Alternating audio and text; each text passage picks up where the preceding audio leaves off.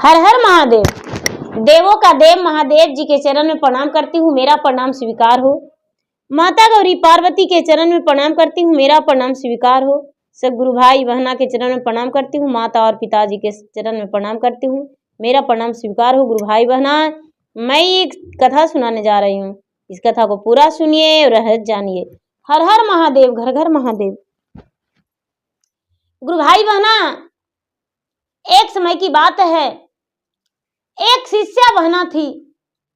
वो बच्चेपन से भगवान के भक्त थी, शिव के पुजारी थी, शंकर भगवान के पूजा पाठ किया करती थी, शंकर भगवान के भजन चर्चा कथा कहानी किया करती थी और अपने काम से भी पीछे नहीं हटती थी, अपने काम भी करते रहती थी। लोग कहते हैं कि बिना काम किए भक्ति भजन से पेट नहीं भरता है। ये सत्य है कि बिना काम किए भक्ति भजन से सिर्फ पेट नहीं भरता है, काम तो करना पड़ता है, मेहनत तो करना ही पड़ता है भैया। तो शिष्या बहना भी मेहनत करती थी, काम करती थी और भजन पूजा भी करती थी। तो धीरे धीरे समय बीता और शिष्या बहन का ब्याह हुआ, अपने ससुराल गई और अपने ससुराल में जीवन व्यतीत करने लगी। धीरे धीरे समय बीतता गया, उसका पति भी उसके साथ दिए। चर्चा पूजा भजन से उसका कोई आपत्ति नहीं, उसके पति भी बेलपत्र फूल प्रतिदिन लाकर दे दिया करते थे। धीरे धीरे अपने पति के साथ रहते रहते एक बच्चे की मां बन गई। शिष्या बहना बड़ी खुश थी कि मेरा एक पुत्र हुआ। धीरे धीरे भैया समय बीता तो 2 पुत्र हो गया। कुछ दिन बाद एक पुत्र और उसके कुछ साल बाद एक पुत्र और, यानी 10 से 12 साल उनका विवाहित जीवन हुआ और 4 पुत्र हो गया। शिष्या बहना बड़ी खुश थी, अपने आप को बड़े खुशनसीब समझती थी कि भगवान भोलेनाथ ने मुझे 4 पुत्र दिए हैं। धीरे धीरे समय बीत रहा था। शिष्या बहना के चारों बेटे बड़े हो गए, चारों बेटे जवान हो गए दीदी। और जवान हो जाने के बाद शिष्या बहना के लोग कहने लगे कि बहन जी, आपका 4 बेटा है, आप अपना बेटा के ब्याह कर देते तो आपके घर में बहू आ जाती। वो जो शिष्या बहना थी उनका नाम सुषमा था। सुषमा बहन सोचे कि अरे मेरा 4 बेटा है तो एक बेटा तो बड़ा हो गया है, विवाह का योग है। अपने पति के सामने अर्जी लगाई सुषमा दीदी की, देखिए मेरा बेटा बड़ा हो गया है, अब काम मुझसे नहीं हो पाता है उतना, तो मेरा बेटा का ब्याह कर दीजिए। उसके जो पति थे अपने पत्नी को बात सुनकर बड़े उत्साह हुए, बड़े खुश हुए और अपने बेटे का ब्याह के लिए लोगों में चर्चा फैला दिए कि हमें ब्याह करना है। लोगों में चर्चा फैलाए और चर्चा फैलाए तो उनका बेटा का ब्याह के लिए रिश्ता आने लगा। एक बेटा का ब्याह हो गया। जब बड़ी बहू आई तो सुषमा बहना के साथ बड़ी अच्छे से बड़े प्यार से रहती थी। जो भी सुषमा बहना कहते थे अपने बहू से बहू मानती थी।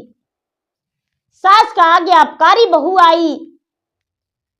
सुषमा दीदी को लगा कि हाँ मेरा बहू बहुत अच्छी है। धीरे धीरे समय बीतने लगा, 2 से 3 वर्ष हुआ, दूसरा बेटा का ब्याह हो गया।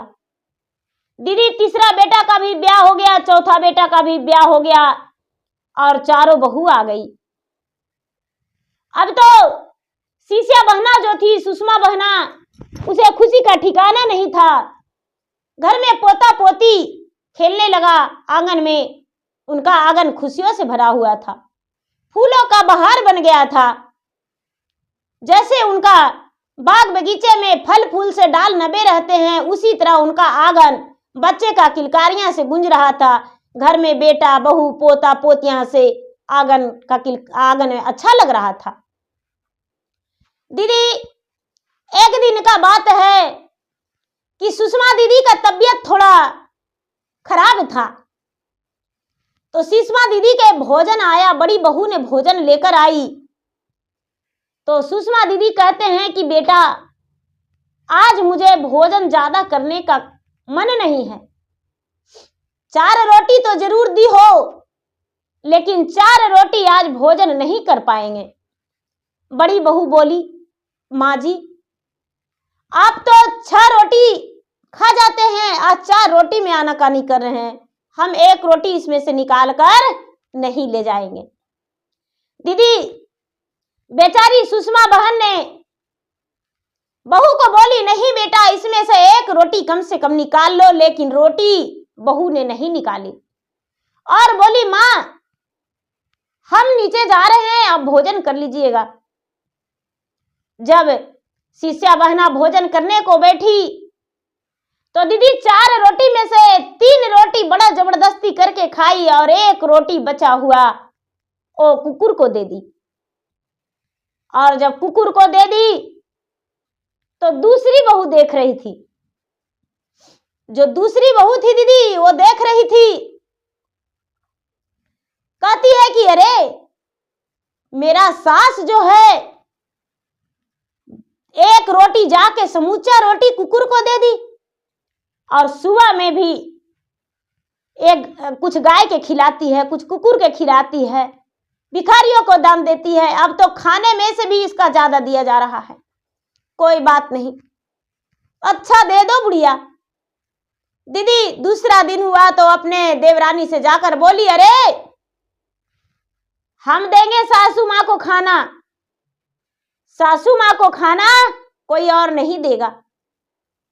मंझली बहू जो थी अपने बड़ी जेठानी से पूछी कि दीदी, सासू माँ को खाना में रोटी कै था? बोली 4।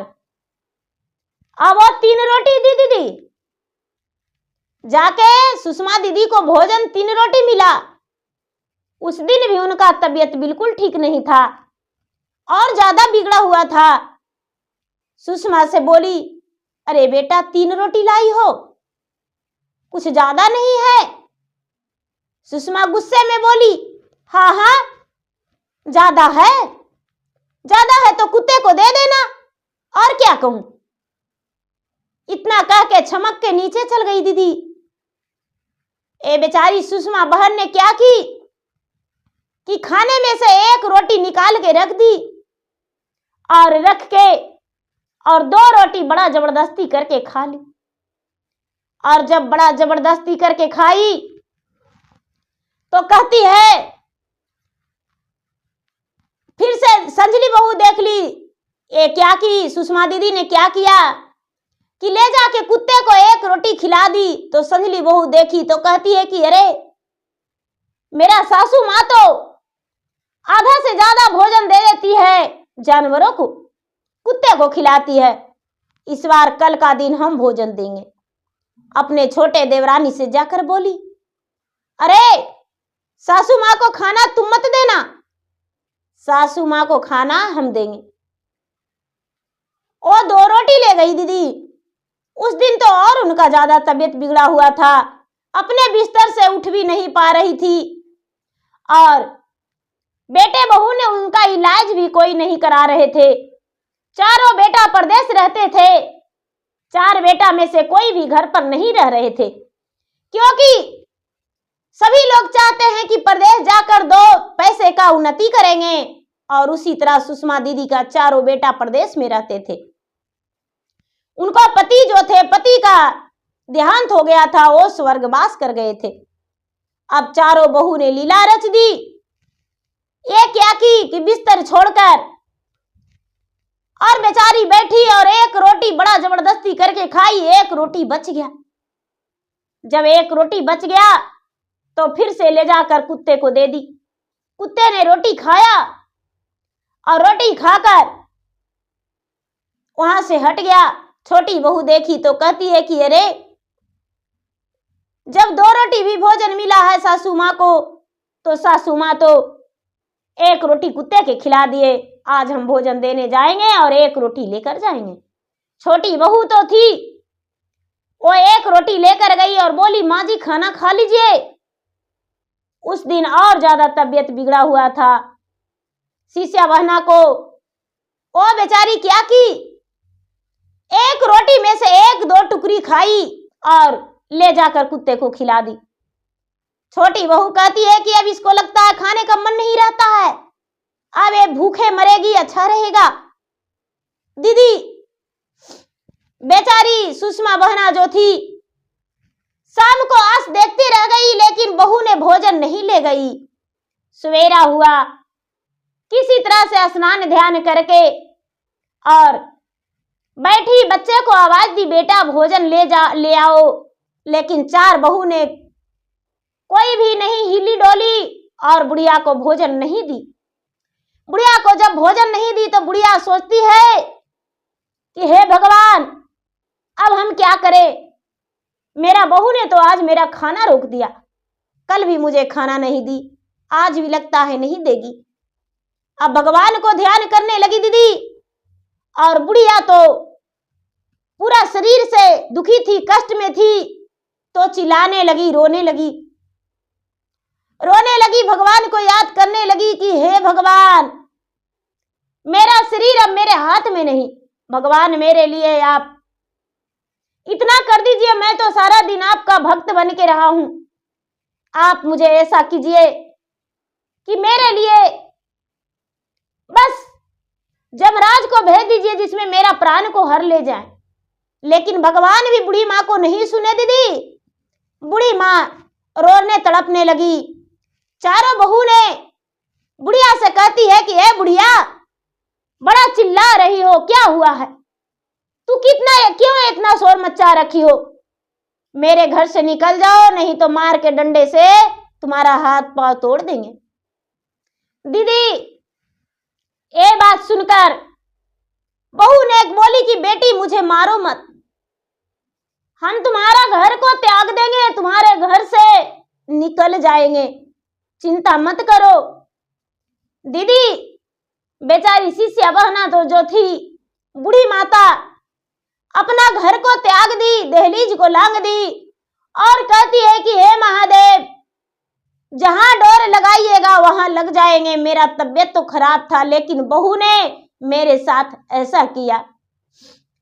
जान बड़ की पुतोही आचार्य, रोटी दिहल भोजनिया रे जान, जान 3 रोटिया खैलिए, एगो कैली दान रे जान, कि जान बड़ की पुतोहिया मुखावो न बोललन रे जान, कि जान मझली पुतोहिया दिहलन 3 गो रोटिया रे जान, कि जान 3 रोटिया दुई खैली, एगो कैली दान रे जान, कि जान संजली पुतोहिया दिहलन 2 रोटिया रे जान, कि जान एगो खैली, एगो कैली दान रे जान,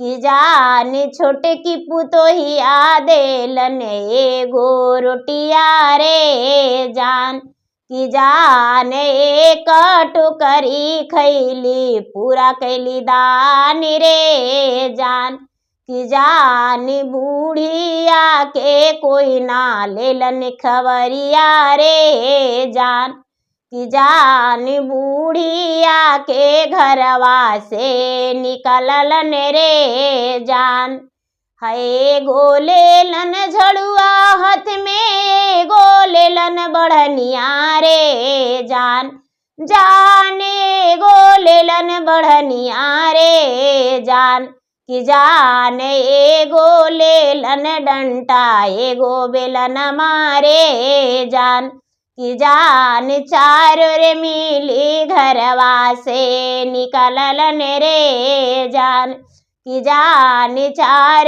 रे मिले घरवा से निकललन रे जान। दीदी बुढ़िया जो थी घर से निकल के रोते जा रही है भगवान से, कहते जा रही कि भगवान अब मेरा संसार में कुछ नहीं है, हम तो इतना दुख से अपना धन जमाए बनाए और 4 गो बेटा था, 4 गो बहू आई घर में और चारों बहू ने मेरे साथ ऐसा किया भगवान, मेरा शरीर का पूछने वाला कोई नहीं है, लेकिन मुझे खाना रोकने के लिए चारों तैयार हो गई, घर से निकाल दी चारों मिलकर। हे महादेव, आपको इतना हम पूजा पाठ भक्ति भजन किए, लेकिन आप मुझे थोड़ा सा भी ध्यान नहीं दिए। सचमुच में भगवान आप पत्थरे की मूर्ति हैं, आप कोई इंसाफ नहीं करने वाले हैं। यदि आप इंसाफ करते तो मुझे इतना दुख नहीं होता। दीदी एक कहते बेचारी रोते भिनटते जा रही थी, जाते जाते फिर से कहती है, एक मान कर शिव गुरु खाई है जहरवारे जान, जान खाई है जहरवारे जान, कि जान दोसर रे मनमा गंगा डोबी जइए रे जान, कि जान दोसर रे मनमा गंगा डोबी जइए रे जान। तेसर मान करई शिव गुरु घरवा घोर जइए रे जान, जान घरवा घोर जइए रे जान, कि जान चौथे रे मनमा शिवा गुरु के शिष्या रे जान, कि जान चौथे रे मनमा शिवा गुरु के शिष्या रे जान। भगवान से कहती कि हे भगवान, एक मन कर रहा है कि हम जहर खा के मर जाए, लेकिन यदि जहर खा के मर जाएंगे भगवान तो लोग मुझे अच्छा नहीं कहेंगे। जहर खा के मर जाएंगे तो लोग कहेगा कि भक्ति भजन पूजा पाठ करती थी लेकिन पापन थी। गंगा में भी दहा जाएंगे तो भी लोग क्या क्या सवाल उठाएंगे। घर जाएंगे तो फिर बहू मारेगी। भगवान आपका भक्त है जी, सच्चा होंगे, चौथा मन में है कि आपका सच्चा भक्त होंगे तो मुझे दुख नहीं होगा, मुझे दुख नहीं होगा। इतना कह के दीदी और बुढ़िया जो थी घर से निकल गई। जब घर से निकल गई तो निकल के चलते, घर से जा रही थी, रास्ते में चलते चलते चलते चलते चलते चलते एक बूढ़ा बाबा मिले। एक बूढ़ा बाबा मिले, वो कहते हैं कि अरे कहाँ जा रही हो, तू कौन हो। बेचारी बूढ़ी माता अपने पूरी दुख की बात सुनाए उस बाबा से। बाबा ने बोले कि देखो चलो, मेरा एक आश्रम है, आश्रम में मेरा कोई नहीं रहता है, हम भी तो पूरा दिन इधर उधर मांगने चले जाते हैं तो 4-6 महीना लगातार मांगते हैं, इसलिए मेरे आश्रम में चलो और मेरे आश्रम में रहना, मेरे आश्रम में रहना, मेरे आश्रम में भोजन बनाना और खाना और आराम से रहना। बूढ़ी माता ने बूढ़े बाबा के साथ धर ली। बूढ़े बाबा ने उस आश्रम में ले गए दीदी, जहां देखते हैं कि एक बहुत सुंदर कमरा बना हुआ है और उसी जगह पे एक छोटा सा कुआं भी है, एक भगवान का मंदिर भी है और फूल का वृक्ष है, बेल का वृक्ष है। ये सब देखकर तो बुढ़िया खुश हो गई। बाबा को बोली कि बाबा हम इसमें रह लेंगे आराम से। बेचारी बुढ़िया उस कमरे के अंदर गई है तो देखती है कि थारी, लोटा, चावल, दाल, नून, तेल, साबुन, सरफ, कपड़ा सब कुछ रखा हुआ है। ये सब देखकर तो बुढ़िया आनंदमय हो गई और अपने भगवान को याद करके कहती है कि हे भगवान, आप सचमुच में कन कन में बसते हैं, अपने भक्त के लिए कहीं भी खड़ा हो जाते हैं भगवान। सच बात है कि आपका भक्ति जो है कभी पापी नहीं कर सकता है, पुण्य ही आपका भक्ति कर सकता है। हे भगवान, जो हमने किया वो मुझे मिल गया। इतना कह के और वहीं रुकी। बाबा बोले कि पुत्री तू यहाँ बना के खाना खा लेना, लेकिन हम लौट कर नहीं आएंगे, कब आएंगे इसका कोई पता नहीं। वो तो इतना कह के शंकर भगवान जो बूढ़े का रूप धरे हुए थे वो वहां से अदृश्य हो गए। बूढ़ी माता ने उस कमरे के अंदर गई और कपड़ा निकाल कर कुएं पे स्नान की। स्नान करके पूजा पाठ करके उसके बाद भोजन बनाई, भोजन बनाकर और भोजन की। दीदी इसका तबीयत भी बिल्कुल ठीक हो गया। बस भगवान इसलिए परीक्षा ले रहे थे कि दुख और सुख क्या है, देखो जीवन में क्या मिलता है, परिवार क्या समझते हैं, परिवार को क्या लगता है। हमने तो बेटा और बहू सबको ही कह रहे हैं कि सब मेरा है, लेकिन बेटा और बहू क्या सोचा। दीदी बुढ़िया के आते ही घर में तहस नहस धन संपत्ति होने लगा। बुढ़िया जो थी ऐसो आराम के जिंदगी बिताने लगी। अब तो बुढ़िया के गगरी का अनाज खत्म नहीं होने का नाम ले रहा था, नमक तेल साबुन सरफ खत्म होने का नाम नहीं ले रहा था। बुढ़िया का तो खाने और पहनने का कोई दिक्कत ही नहीं था। अब समय बीत रहा था धीरे धीरे, 4-6 महीना जब बीत गया तो उसी रास्ते से चारों बेटा बुढ़िया का आ रही थी। जब तक चारों बहू बिल्कुल खाने और पहनने से तरस खा रही थी, चारों बेटा उसी रास्ते से आ रहे थे, तो बुढ़िया जो थी मंदिर में बैठ के बड़े प्रेम से भगवान के भजन कर रही थी। बड़ा बेटा का कान में आवाज गया अपने माता का, तो बड़ा बेटा दूसरा भाई से कहता है कि भाई ये आवाज मुझे जाना पहचाना है, ये आवाज तो है कोई अनोखी नहीं, ये आवाज तो लगता है जैसे मेरा माँ का आवाज हो। दूसरा भाई बोला भैया तेरा दिमाग तो नहीं सठिया गया है, इस सुनसान जंगल में क्यों मेरा माँ आएगी, क्या करेगी मेरा माँ, भैया चुपचाप चलो। तीसरा भाई बोला अरे मुझे बहुत जोरों से प्यास लगा है, कोई बात नहीं चलो इसी जगह पे पानी पी लेते हैं। दीदी चौथा बोला कि भैया हमें भूख भी लगा है। चारों बेटा ने जाकर कुएं पे पानी निकालने लगा कुएं में से और पानी पी लिया।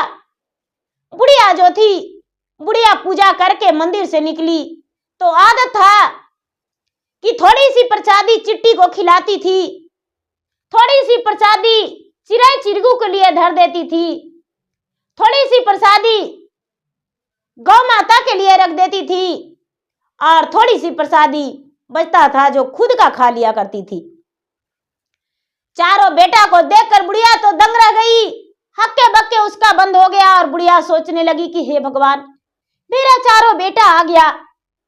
अब बुढ़िया के आंखों का आंसू रुक नहीं रहा था। बुढ़िया तो देखकर अपने बेटे को लालायित हो गई और कहने लगी कि बेटा तुम।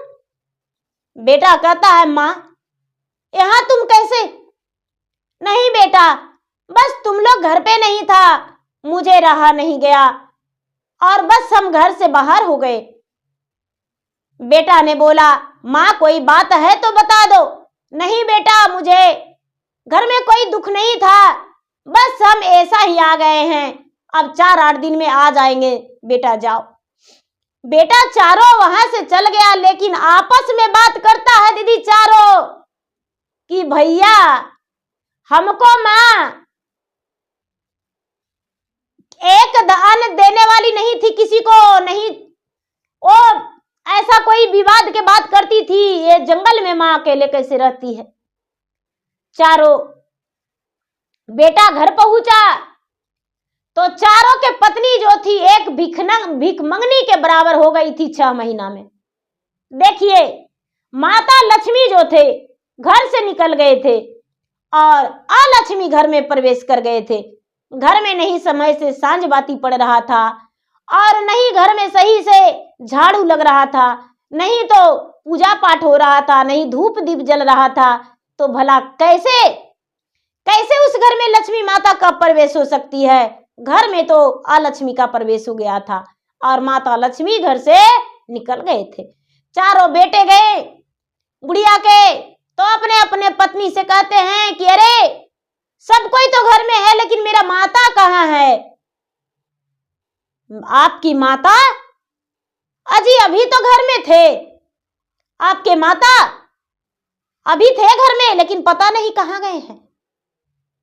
चारों बहू चारों अपने पति से कहती है कि आपकी माँ घर पे थे, शायद किसी के घर गए होंगे। अरे आपके माँ तो जानबे करते हैं पूजा पाठ चर्चा भजन में रहती है ज्यादा। तो आपके माता जी चर्चा भजन पूजा में किसी के यहाँ गए होंगे। दीदी चारों जब बहू थी ऐसे बोली। छोटे छोटे बच्चन था, अपने पिता से कहता है कि पिताजी आप नहीं जानते हैं, मेरे दादी माँ को मेरा चारों माँ ने डंडे लेकर घर से निकाल दी है और दादी माँ ने रोते रोते घर से बाहर चल गई। ऐसा? हाँ। अब चारों जो बुढ़िया के बेटा सुषमा बहन के बेटा थे दीदी, अपने अपने पत्नी को बाल पकड़ के और डंडे से 2-4 डंडा देकर घर से निकाल दिए और निकाल के कहने लगे कि मेरा माँ कहाँ गई, सच बताओ मेरा माँ कहाँ गई। तो बड़की है वो कहती है कि अजी आपके माँ को तो हम घर बुढ़नी समझते थे, लेकिन आपके माता तो घर के लक्ष्मी थी। उनका तबीयत खराब था, लेकिन तबीयत खराब के बारे में हम एको बार नहीं पूछे। जहां तक वो भोजन कम किए तो दूसरा दिन मंझली उनको 3 रोटी दी, सारी कहानी कह के बताई। चारों बेटा जो था पाँव नहीं धोया और फिर से माँ के पास चला गया। माँ के पास चला गया और जाके माँ के कहता है कि माँ फूल भी ना बाग, पौधे भी ना बाग और फूल भी ना कली डाल और माली बिना बाग सुना हो जाता है माँ, उसी तरह तुम्हारे बिना मेरा आंगन सुना है। घर चलो माँ, अब तू नहीं जाएगी तो तुम्हारे सामने हम प्राण को त्याग देंगे। चारों बेटा माता के पांव पकड़ के रोने और गिड़गिड़ाने लगा, रोने और गिड़गिड़ाने लगा। बुढ़िया आने को तैयार नहीं थी तो वही बाबा फिर से वहां पर प्रकट हो गए। जब बाबा प्रकट हो गए तो बुढ़िया कहती है कि बाबा आप आ गए। तो हाँ पुत्री, हम तो बताए थे कि 4-6 महीने के बाद फिर आएंगे, तो आ गए। अब तुम्हारा बेटा तुम्हारे पास आया है तुम्हें लेने को लिए, तो ऐसा करो तू अपना घर लौट कर चला जा। बुढ़िया ने बाबा को जब पाँव छुई तो बाबा अपने रूप में प्रकट हो गए। जब महादेव अपना रूप में प्रकट हो गए, दर्शन दिए बुढ़िया के, चारों बेटा और बुढ़िया साथ में थी। चारों बेटा को दर्शन हुआ और बुढ़िया को भी दर्शन हुआ। बुढ़िया तो दंग रह गई, भगवान को चरण स्पर्श करके दर्शन पाके भगवान से कहती है कि हे भगवान, आपने सब कुछ दिया और सब कुछ पाया, लेकिन परिवार से हम दूर कैसे हुए। आपको तो हम इतना पूजा पाठ भक्ति भजन करते थे, लेकिन फिर भी भगवान कहते हैं कि देखो पूजा पाठ भक्ति भजन तू सब कुछ किया, लेकिन सूखा अन्न देती थी सबको, बनाया हुआ भोजन किसी को दरवाजे पर बैठा के नहीं भोजन कराती थी। सबसे ज्यादा पुण्य है जो भोजन बनाकर दूसरे को भोजन करा देती है दरवाजा पर बैठा के, उससे ज्यादा पुण्य किसी चीज में नहीं है। तू सुप भर अन्न सूखा दे देगी और मुट्ठी भर अन्न भोजन करा देगी, उसी में सब कुछ होगा। उतना का बराबर भी नहीं होगा, मुट्ठी भर अन्न का भी बराबर सुप भर भोजन अन्न नहीं होगा। ये बात सुनकर बुढ़िया जो थी, बुढ़िया भगवान को धन्यवाद की। भगवान कहते हैं बुढ़िया कोई वर मांगो, हम तुम्हें वर देने को लिए तैयार हैं। भगवान कहने लगे कि देखो जल्दी से कुछ वर मांगो। बुढ़िया बोली भगवान हम आपसे वरदान नहीं मांगते हैं कि जब मेरा मृत्यु हो तो सुबह का समय हो, सवेरे सवेरे मेरा मृत्यु हो, और जब मेरा अर्थी सजे तो आपकी कंधे लगकर मेरा अर्थी जाए मसान घाट। क्या आप मेरा वचन को निभा पाएंगे? शंकर भगवान बोले एन मस्तु, हम तुम्हारा कंधा देने को लिए तैयार हैं और सुबह सुबह ही तुम्हारा मृत्यु होगा। दीदी बुढ़िया जो थी, बुढ़िया अपने चारों बेटे के साथ घर आ गई अब चारों बहू सोचती है कि हे भगवान, चारों मिलकर तो इस बुढ़िया को खोज कर ले आया, अब पता नहीं और क्या मेरे पति मेरे साथ करेंगे। धीरे धीरे डर बने रहा था चारों के मन में। जब बुढ़िया घर के अंदर गई तो चारों बहू बुढ़िया के पांव में लिपट गई और कहती है, माँ जी मुझे क्षमा कर दीजिए, माँ जी मुझे क्षमा कर दीजिए, मुझसे बहुत बड़ा गलती हो गया था, मुझसे भूल हो गया, अब ऐसा गलती नहीं करेंगे जिसमें किसी को भी तकलीफ हो।